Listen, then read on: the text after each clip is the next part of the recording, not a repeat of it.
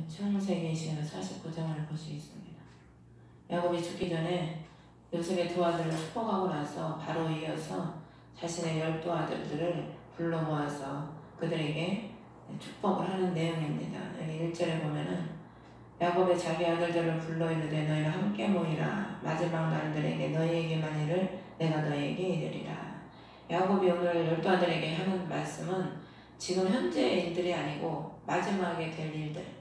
이스라엘의 12아들이 12지파가 됐지 않습니까? 12지파가 됐기 때문에 그들이 어떻게 12지파가 돼서 그들의 삶이 하나님 안에서 나라를 이루고 살아갈지를 이 야곱의 축복에 다 담겨져 있습니다. 2절에 보면 너는 함께 모이고 들으라. 이 들으라는 말은 귀로 듣기만 하라는 그런 의미보다는 깨닫고 순종하라. 그런 의미까지 포함이 되어 있는 것입니다. 우리가 하나님 말씀을 교회에 들으려고 나오지요. 그럼 하나님 말씀을 듣는 목적이 뭡니까? 듣고 깨닫고 그것에 순종하기 위해서 듣는 거거든요. 그것을 순종하기 위해서 듣는 거지 듣고만 하고 말 것 같으면은 듣는 아무런 의미가 없는 거죠. 그러면서 야곱의 아들들아 너희 아버지 이스라엘에게 귀를 기울이라. 이스라엘은 하나님으로 인해서 많은 연단을 통해서 하나님의 종이 되지요. 승리자가 되고 황태자라는 이름인데 그 승리하고 하나님의 그 많은 연단을 통해서 하나님을 만난 자, 변화받은 자, 그 사람에게 들으라는 거죠. 앞선 믿음의 조상들에게 들으라는 겁니다. 그래서 야고보서 5장에 보면은 너희 믿음의 선조들이 받은 고난을 너희들이 본받고 믿음의 인내를 너희들이 가지라. 항상 성경에는 보면은 그런 말씀들이 많이 있습니다. 그래서 3절에 보면은 첫째 아들 르우벤에게 너는 내 맏아들이요 내 능력이요 내 힘의 시작이라. 위엄이 뛰어나고 권능이 뛰어나도다. 맏아들이기 때문에 힘의 시작이라는 것은 옛날에는 아들을 낳아야 저 사람이 여자고 남자고 자식을 낳아야 또 특히 아들을 낳아야 그 사람을 인정해주는 시대였거든요. 그렇기 때문에 아들을 낳아야 저 사람이 남자로서의 부실을 하는구나. 여자도 마찬가지고. 그래서 야곱이 르우벤이 첫 아들이기 때문에 위엄이 뛰어나다는 거예요. 또 르우벤은 첫 아들이기 때문에 장자들에게는 하나님이 위엄을 주십니다. 왜? 장자이기 때문에. 장자는 아버지를 대신하는 게 장자고 또 장자에게는 두 몫을 주거든요. 그러니까 하나님의 장자에게는 뛰어난 그런 인품과 그 위엄을 줘요. 장자는 하나님이 뛰어나게 하시기 때문에. 권능이 뛰어나도다. 이 권능이 뛰어나다는 것은 르우벤의 힘이 뛰어나다는 그런 의미입니다. 영적인 권능을 그런 의미하는 게 아니고 육신의 힘. 장자이기 때문에 힘이 뛰어나다는 거예요. 근데 이제 이 힘이 뛰어난 걸 가지고 하나님의 영광을 위해서 살면 얼마나 좋겠어. 근데 4절에 보면 네가 물과 같이 불안정하여 뛰어나지 못하리니. 우리가 개혁개정에 보면 물에 끓는 것 같다 그랬는데 탁월하고 뛰어나지만은 그것이 불안정하다는 거예요. 그러니까 우리의 가진 지혜나 재주, 힘이 그리스도께 붙잡히고 주님께 쓰임받아야 그게 완전한 거지 주님께 쓰임을 받지 못하면은 불안정하게 되는 겁니다. 자신의 육신의 혈기를 통해서 자신의 목적을 이루는데 그게 쓰임받게 된다면 불안정한 거죠. 하나님 보실 때. 그렇기 때문에 그가 내 아버지의 침상에 올라 그것을 더럽혔기 때문이로다. 내 침상에 올랐었도다. 이 더럽혔다는 것은 아버지의 침상을 더럽혔을 뿐만 아니라 종교적인 것도 포함이 됩니다. 우리가 사람에게 죄를 지으면 세상 사람들은 사람에게만 죄를 졌다고 생각하지만은 우리 믿음의 사람들은 사람에게 죄를 짓는 게 곧 누구에게 죄를 짓는 겁니까? 하나님 앞에 죄를 짓는 거거든요.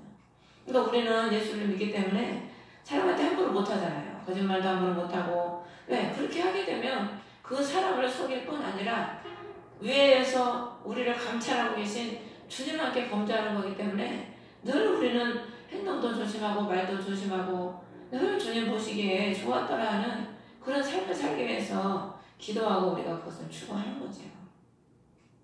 근데 이 르우벤은 그 하나님이 주신 그 장자의 그 권위와 능력을 가지고 아버지의 침상에 오른 거예요. 이 사단이 하나님이 가장 아름답게 지어놓으니까 내가 하나님 보좌 위에 내 보좌를 높이리라. 우리가 하나님이 우리에게 재주를 주시고 달란트를 주시고 능력을 주시면 늘 겸손히 주님의 영광을 위해서 사용해야 돼요. 5절에 시몬과 레위는 형제다. 근데 뭐 형제가 뭐 둘만 형제입니까? 12 아들이 다 형제지. 내가 여기서 둘을 왜 꼬집어서 형제라고 지금 야곱이 그러냐면 이 시몬과 레위가 같은 기질을 가졌다는 거예요. 레아의 아들들이거든. 레아의 아들들인데 레아의 아들들 중에서도 같은 기질을 가져가지고 그것도 좋은 기질을 또 가지면 얼마나 좋겠어. 나쁜 기질을 가진 거예요. 그러니까 나쁜 기질을 가진 우리가 사람도 보면은 끼리끼리 만난다고 자기가 추구하는 거에 상대도 추구를 하면 그 사람하고 이렇게 같이 모여다니잖아요. 그러니까 시몬과 레위는 잔인한 도구가 그 처소에 있다는 거예요. 잔인한 도구가. 그 잔인한 도구가 뭐예요? 오늘 보면은 그들이 분노 중에 사람을 죽이고 7절에도 보면은 분노가 맹렬함으로 그들이 잔인한 도구가 뭐냐면은 지금 분노를 말하고 있는 거예요. 야곱이. 그들의 처소는 어디겠습니까? 뭐 집에다가 뭐 칼을 숙여놨다. 그런 의미도 되겠지요. 그들의 처소는 심령을 의미하는 겁니다. 그들의 심령에 잔인한 그 분노가 일어나면 사람이 잔인해지잖아요. 분노가 일어나면 살인도 하는, 분노가 일어나면 살인도 하는 거예요. 그래서 부부도 싸우다가 죽이는 사람이 얼마나 많습니까? 싸우다가 가스통 들고 나가서 터뜨려서 자기도 죽고 남도 죽이고, 싸우다가 칼로 찌르고, 싸우다가 자식이 부모도 죽이고, 그 분노가 잔인한 도구지요. 그것들이 심령에 숨어 있다는 거예요. 그래서 이들이 그 디나 사건 때 시몬과 레위가 가서 그 죄 없는 세겜 사람들을 칼로 다 돌이켜서 죽였잖아요. 그 죄 없는 그 디나를 강간한 사람만 그 사람만 걔만 죽이면 되지. 그 고을 사람들을 다 죽이고 칼로 가져가서 이 둘 형제가 싹 다 죽여버리고 도륙하고 도적처럼 탈취까지 했지 않습니까? 우리가 그리스도를 통해서 우리 안에 이 옛 잔인한 이 분노, 사람이 다 분노가 있어요. 분노가 없는 사람이 없거든요. 근데 분노가 그리스도를 십자가에 못 박히지 않으면 그 분노를 통해서 자기도 죽고 남도 죽이는 저주받는 그런 삶으로 살 수밖에 없죠. 근데 우리 주님은 이 시몬과 레위는 나중에도 이 말씀이 성취되는데 시몬은 그 민수기나 여호수아 때 보면은 시몬 지파는 유다의 3분의 1밖에 안 돼요. 그리고 레위 지파는 기업을 얻지 못하잖아요. 기업을 얻지 못하고 하나님의 제사장 사명을 받아서 다 흩어져서 살아. 한 군데 다른 지파들은 다 모여서 사는데 레위 지파들은 다 흩어져서 도피성 있잖아요. 도피성을 네 군데다 다 요단 이편과 저편에 도피성을 하나님 반드시 지정하라고 그래가지고 그 도피성 주위에서 레위인들이 살았거든. 그러니까 레위가 사람을 많이 죽였잖아. 그러니까 살인한 자들을 자기가 품어야 되는 거야. 우리가 미움도 살인이잖아요. 우리는 늘 남을 미워하고 살인하는 존재죠. 근데 우리 주님이 그런 우리를 위해서 죽으셔서 우리가 살인자인데 살인자인 우리를 대신해서 주님이 죽으심으로 우리가 여기 보면은 7절에 저주를 받고 진노가 잔인함으로 그것이 저주를 받으리라. 우리 예수님께서 우리가 받아야 될 그 분노와 그 잔인한 저주를 주님이 대신 받으셔서 그 저주를 다 흩어지게 하신 거죠. 육적으로 보면 이 시몬과 레위 지파가 흩어져서 살 것을 얘기하지만 영적으로는 그리스도가 우리가 받아야 될 그 분노의 저주를 대신 받으셔서 우리에게 있는 그 모든 분노의 저주를, 잔인한 저주를 다 흩어버리시는 겁니다. 그래서 우리가 예수를 믿고 기도하고 주님의 말씀을 따라 먹고 나아가면은 우리 주님이 우리의 분노를 점점 어떻게 해주세요? 점점 소멸시켜 주잖아요. 전보다 주님이 분노를 조금씩 주님이 사그러지게 하시더라고. 그래서 저도 이렇게 보면은 옛날에는 무슨 일이 있으면 속에서 막 분노가 올라오잖아요. 근데 지금은 그런 게 별로 그런 게 안 올라와. 약간은 뭐 사람이니까 약간은 그런 없진 않지만 옛날처럼 이 속에서 분노가 올라올 때는 진짜 살인도 하겠더라고요. 그런 게 이제는 없어서 주님이 그거를 다 주님이 흩어서 다 사라지게 해주시는 거죠. 그래서 주님 안에 포도나무 대신 주님 안에 붙어 있으면 주님이 옛날에는 붙어있지 않을 때는 저주의 열매만 맺었는데 주님이 포도나무 되신 주님이 우리 안에 계시고 우리가 그 안에 있기 때문에 주님이 우리를 이제 저주 많은 열매를 맺는 게 아니고 성령의 열매를 맺도록 역사하시는 거죠. 8절에 유다야 너는 내 형제들이 찬양할 자라. 유다는 찬송이라는 뜻입니다. 유다가 내 손에 내 원수의 목을 자를 것이다. 늘 하나님을 찬송하는 하나님께 영광 돌리는 주의 백성들은 원수를 이겨요. 찬양할 때 원수는 다 떠나잖아. 찬양이 아무나 나오는 게 아닙니다. 하나 찬양도 능력이 있어야 나오고 믿음이 있어야 찬양도 하지. 찬양도 아무나 하는 게 아니거든. 유다는 특히 예수 그리스도께서 유다 지파로 오시잖아요. 통치자의 지파. 내 아버지의 자식들이 내 앞에서 절하리로다. 그래서 유다 지파를 통해서 다윗이 유다 지파잖아요.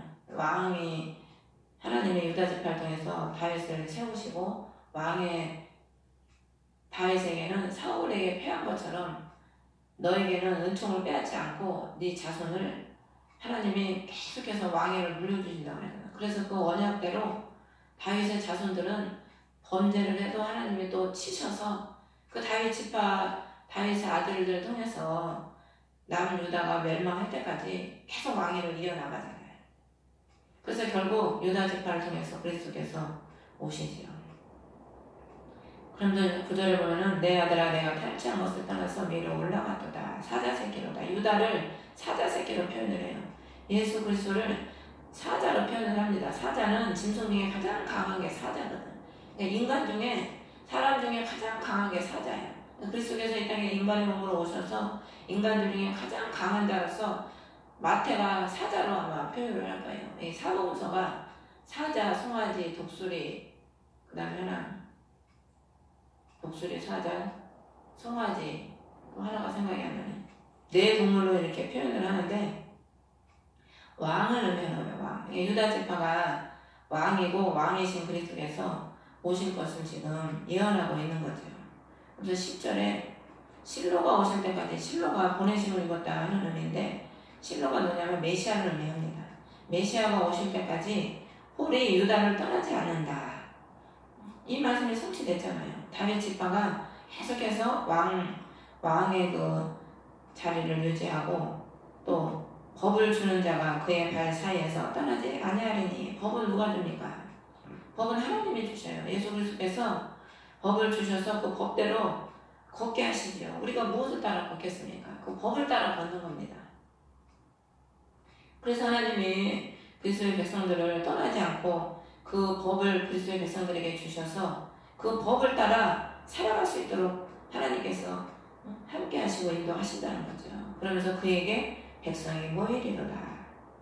하나님의 법이 있는 주의 백성들, 왕같은 그리스도의 백성들에게 하나님이 또 그 택하신 백성들을 모여들도록 축복하신다는 그런 의미죠. 그러면서 11절에 그가 자기의 어린 수나기를 포도나무에 매며 자기의 나귀 새끼를 좋은 포도나무에 매리니. 나귀는 평화를 상징하는 겁니다. 평화. 예수님께서 예루살렘에 입성하실 때 나귀 새끼를 타셨지요. 평화를 의미해요. 그리고 이 포도나무는 풍요를 또 의미합니다. 포도나무가 예수님이시잖아요. 우리에게 풍요를 주시는 분은 예수 그리스도 한 분밖에 없거든요. 예수 그리스도께 우리에게 붙어 있으면 평화를 누리고 풍요를 누리는 거죠. 좋은 포도나무에 그가 자기 옷을 포도즙에 빨았다. 포도즙은 기쁨을 상징하는데 우리 행위가 우리가 그리스도에게 붙어 있어서 그리스도의 풍성을 누리고 평강을 누리면 우리의 삶이 기쁨으로 충만한 거죠. 자기의 목을 포도의 피에 빨아도다. 그리스도의 그 흘리신 그 죄사함의 그 피에 자기의 삶의 행위가 그 보혈의 공로를 의지해서 우리가 거듭나는 삶을 살아갈 수 있는 거죠. 그래서 아가서 2장 5절에 보면은 큰 포도주병으로 나를 지탱하시오며 사과로 나를 위로하소서. 5장 1절에 보면 내 누이 내 정원자야 내가 내 동선에 들어와 내 포도주가 내 젖을 마셨으니 풍성히 마실지어다. 또 우리가 그리스도 안에서 풍성한 기쁨과 평강과 은혜를 주님을 통해서 우리가 누리는 거죠. 12절에만 그 눈은 포도즙으로 인하여 붉게고 충만한 성령 충만한 그걸 의미하는 겁니다. 그 사무엘이 다윗을 가서 딱 만났는데 얼굴이 붉었다고 했잖아요. 얼굴이 붉었다는 거는 다윗이 성령이 충만하다는 의미거든. 그의 이는 오유로 인하여 희리로다. 그 유다 지파가 복을 받아서 그의 젖소들이 양들이 염소들이 풍성한 우유를 내서 그들이 마실 것을 의미하는데 하나님께서 하나님의 백성들을 축복하셔서 풍성한 말씀을 먹고 풍성한 누릴 것을 예언하는 거죠. 하나님의 백성들의 축복을 유다 지파의 축복을 지금 얘기하는 겁니다. 13절에 보면은 스불론은 바다의 항구에 거하리니 스불론은 이름이 거주자 그런 의미입니다. 그래서 스불론은 지금 이제 거주할 곳을 예언을 해주는 거예요. 지금 스불론은 바다에 거하고 있지 않는데 현재는 앞으로는 너는 바다의 항구에 거하게 된다는 거예요. 그러면서 무역을 하게 되는데 그 지경은 시돈에까지 미치리로다. 더 넓은 곳으로 네가 무역을 하게 된다는 거죠. 하나님께서 너에게 복을 주셔서 네 지경을 넓혀주시고 너를 통해서 그는 배들을 대는 항구가 된다고 그랬죠. 자신이 무역하는 중개업자가 된다는 겁니다. 우리가 사도 바울이 그러잖아요. 중매장이라고. 우리가 복을 받으면 중매자가 되는 거예요. 세상 사람과 예수 그리스도가 서로 장사할 수 있도록 중매자가 되는 거죠. 이 12아들에게 지금 주는 복들은 다 영적으로 그리스도의 백성들에게 주는 복을 의미하는 겁니다.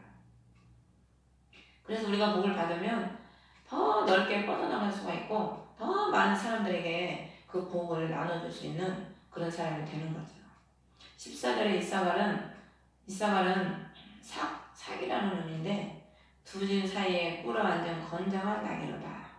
건장한 나귀는 뼈가 굵고 튼튼한 나귀라는 의미인데 이 이사갈 지파는 나중에도 보면은 이렇게 항상 보면은 상위 지파가 되지 못하고 이렇게 하위 섬기는 자 그런 이제 우리가 사람도 보면은 상위층이 있고 하위층이 있잖아요. 근데 하위층에 속했다고 할 수 있죠. 그들의 나중 삶을 보면은 이렇게 위에를 차지하지 못하고 늘 이렇게 섬기는 삶.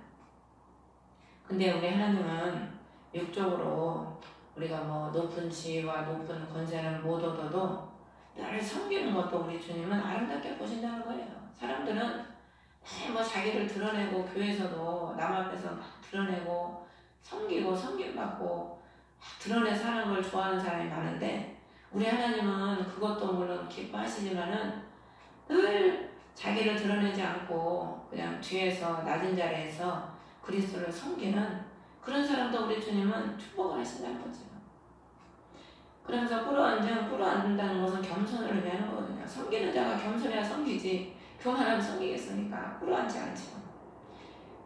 그러면서 그들에게 안식을 주시고 안식하는 것이 좋으며 그 땅이 아름다운 것을 그가 보고 어깨를 낮추어 짐을 메고 종이 되어 공세를 바쳤도다. 늘 섬기는 삶을 살았는데 나중에 이사갈 지파가 이스라엘 백성들이 남의 나라에 참 포로가 됐을 때 또 많은 세금을 바치면서 살았다고 합니다. 이사갈 지파가.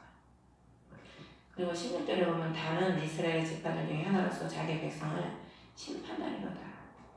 단지파에서 삼손이 나와요. 삼손이 나와서 블레셋을 심판하거든요. 예수 그리스도께서 원수를 심판하는 그런 권세를 주의 백성들에게 줬지요.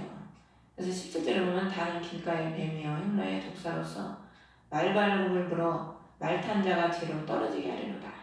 이 단지파가 날쌔고 참 민첩해서 적군들을 이렇게 뱀처럼 독사처럼 물리치고 죽이는 삶을 살았는데 근데 뱀 같은 삶을 살다 보니까 자기가 뱀에 물들어가지고 무상을 섬기잖아요. 나중에 미가의 그 무상을 빼앗아다가 자기들 지파에 놓고 그것을 섬기고 하나님을 떠나요. 단지파가. 그래서 계시록의 12지파 입맞은 12지파에 보면은 단지파가 없어요. 하나님이 제일 싫어하는 게 뭡니까? 우상 숭배거든. 그러니까 택함을 받았어도 우리가 하나님의 백성이면 하나님의 백성의 모습을 담아서 살아가야지 뭐 세상 사단이 좋아하는 걸 자꾸 추구하면은 결국 그것을 닮아서 타락하고 넘어지게 되더라고요. 예수를 믿어도 목사님들도 보면은 돈을 자꾸 추구하고 돈을 좋아하시는 분들을 보면 결국 돈 때문에 타락을 하더라고요. 그렇게 되더라고요. 우리가 주위에서 얼마나 많이 봤습니까? 그런 사람들. 그러니까 우리가 참 무엇을 담느냐에 따라서 그 모습이 닮아가는 거죠. 그러면서 다음까지 축복을 하고 18절에 보면은 야곱이 오 주여 내가 주의 구원을 기다렸나이다. 야곱이 지금 자기 신앙 고백을 하는 거예요. 제가 아들들을 축복해 주면서 중간에 자신이 주의 구원을 기다렸다는 거예요. 그러면 누구를 기다렸다는 거겠어요, 이게? 메시아를 기다렸다는 겁니다. 아브라함도 그렇고 이삭도 그렇고 야곱도 그렇고 다 누구를 기다렸냐면 평생 메시아를 기다린 거예요. 이들이 비록 성경에 확실하게 기록은 안 했지만은 이들이 기도하는 사람들이었기 때문에 이들에게도 주님은 메시아에 대해서 알려주셨어요. 구약의 모든 선지자 모두 다 메시아를 지금 노래하고 있잖아요. 야곱도 평생을 주의 구원이신 메시아를 기다리면서 사는 거죠. 그래서 야곱은 죽을 때까지 죽는 그 순간까지 메시아를 기다렸다는 거예요. 죽는 순간까지.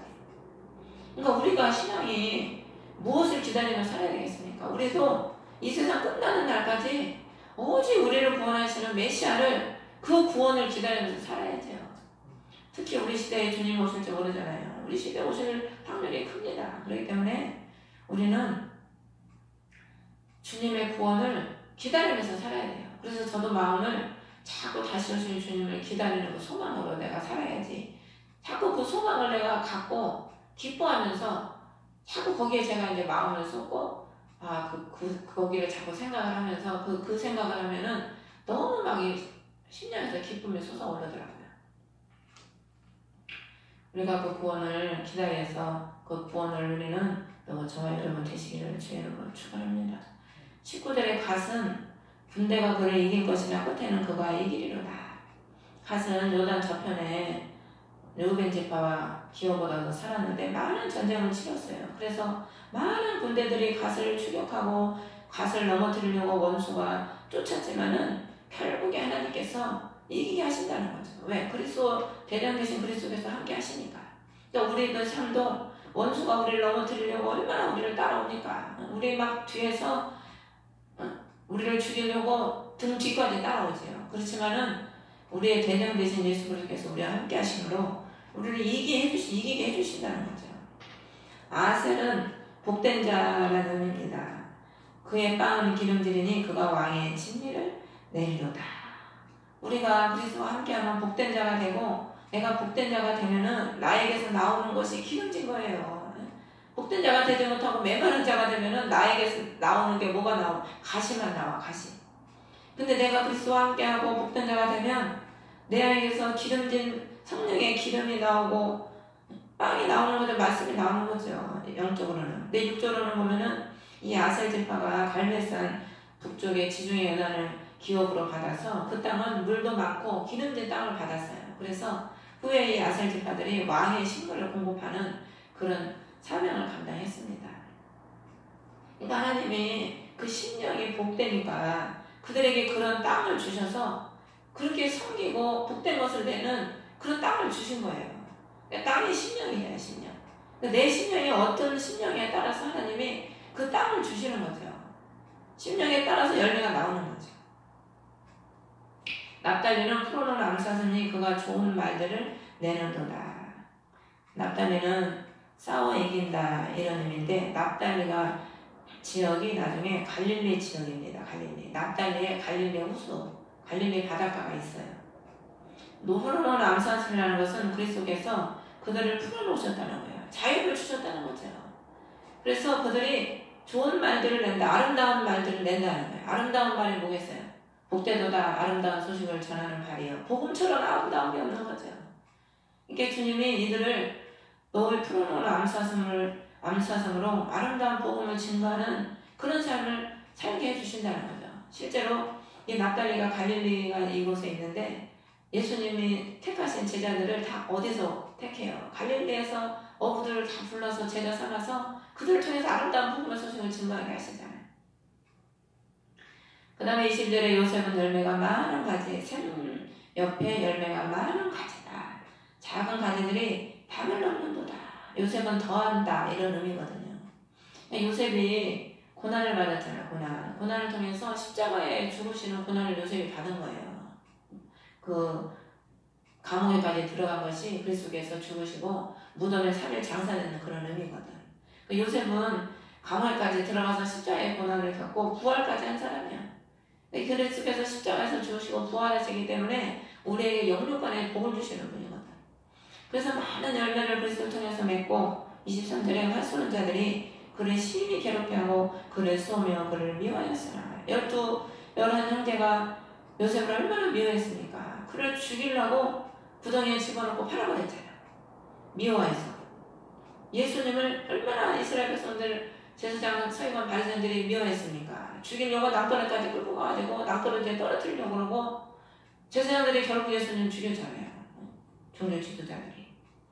오늘날에도 하나님의 백성들을 원수는 미워하지요. 그렇지만은 24들이 그의 활이 강하고 손이 팔의 힘이 능하신 하나님의 손으로부터 말미암아 강하게 되었나니 하나님의 능하신 손이 하나님의 백성들을 붙잡아 주니까 그들이 아무리 죽이려고 해도 오히려 하나님의 백성의 그 능력이 더 강해서 그들을 무찌르는 하나님의 그런 사람으로 세워주시는 거죠. 그러면서 거기서부터 목자고 이스라엘의 돌이 나오는도다. 그것은 더하는 십자가 은혜로부터 그리스도의 백성이 목자와 백성으로서 목자가 되도록 역사하신다는 그런 의미지요. 우리 하나님으로부터 그리스도께서 반석이는 그리스도께서 오셔서 그 하나님이 핍박받는 원수로부터 공격받는 하나님의 백성들을 지키시고 구원하신다는 그런 의미입니다. 그러면서 25절에 그분께서 복을 주시는데 위로 하늘의 복, 아래 놓인 기쁨의 복, 젖가슴의 복, 태의 복을 주시리로다. 위로 하늘의 복은 은혜지 은혜. 비가 내려야 농사를 짓거든요. 비가 영적으로 은혜 아닙니까? 비가 내려야 아래 놓인 기쁨의 복은 뭐냐면 그 물을 저장해 놓는 걸 의미하는 건데 하늘에서 은혜가 내려야 우리 심령에 하나님의 말씀을 저장하고 은혜를 저장하고 저장한 사람이 젖가슴에 양을 영적으로 먹이는 거예요. 내 안에 말씀이 없는데 누구를 먹이겠어? 저장해 놓은 게 있으니까 먹이는 거지. 그래서 태의 복을 준다. 번성에 뭐 복을 주는 거죠. 먹여야 번성이 되거든. 그래서 26절에 보면은 내 아버지의 복들이 내 조상들의 복들보다 나았다. 야곱의 받은 복이 자기 이삭 아브라함의 받은 복보다 낫다는 거예요. 그럼 왜 이런 말을 했냐면은 아브라함이나 이삭은 한 사람, 자기 아들 한 사람에게 복을 해줬잖아요. 근데 이 야곱은 12아들에게 지금 복을 주는데 그리스도에 대한 복을 주는 거예요. 지금 그리스도의 백성으로 너희들이 나라를 이룰 것을 그 축복을 해주고 있는 거거든요. 그러니까 본질적으로도 다른 거죠. 그래서 더 큰 복을 이 야곱이 12아들에게 지금 주고 있는 겁니다.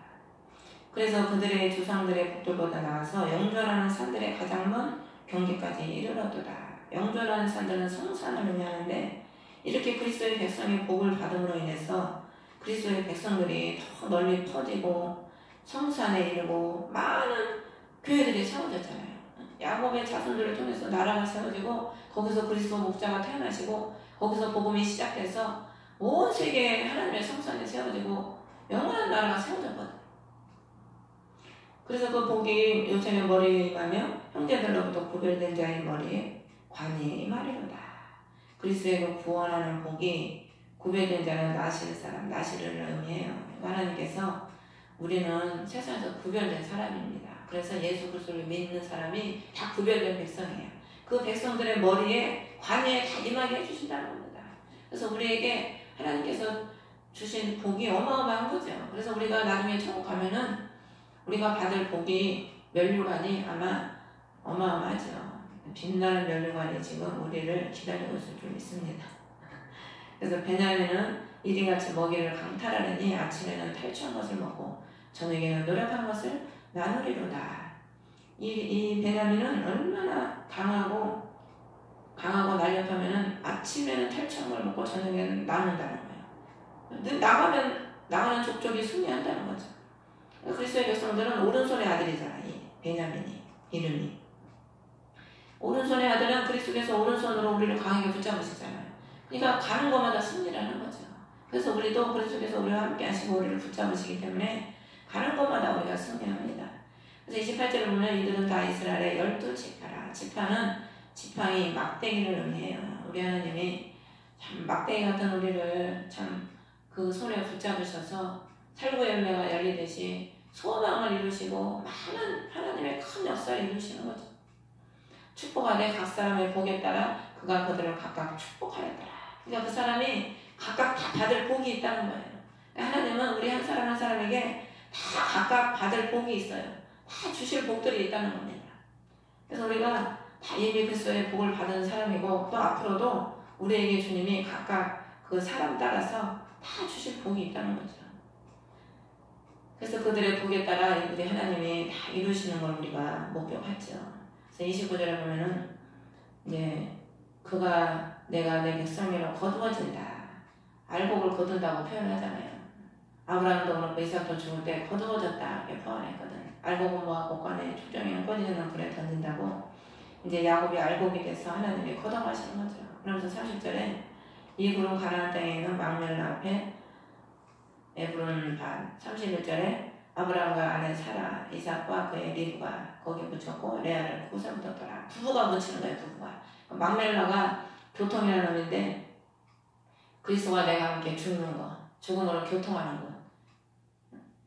32절에 보면은 33절에 명령을 마친 뒤 침상에 발을 모으고 거두어지니라. 발을 모았다는 것은 이제 야곱이 인생이 끝났다는 의미죠. 걸어가는 일이 이제 마쳐지는 것. 나그네 인생을 이제 그리스도를 통해서 거둬지고 마치고 이제 그리스도께 하나님의 나라로 거두어지는 것을 의미하는 겁니다. 그러므로 우리도 승리하는 저와 여러분 되시기를 주의 이름으로 축원합니다.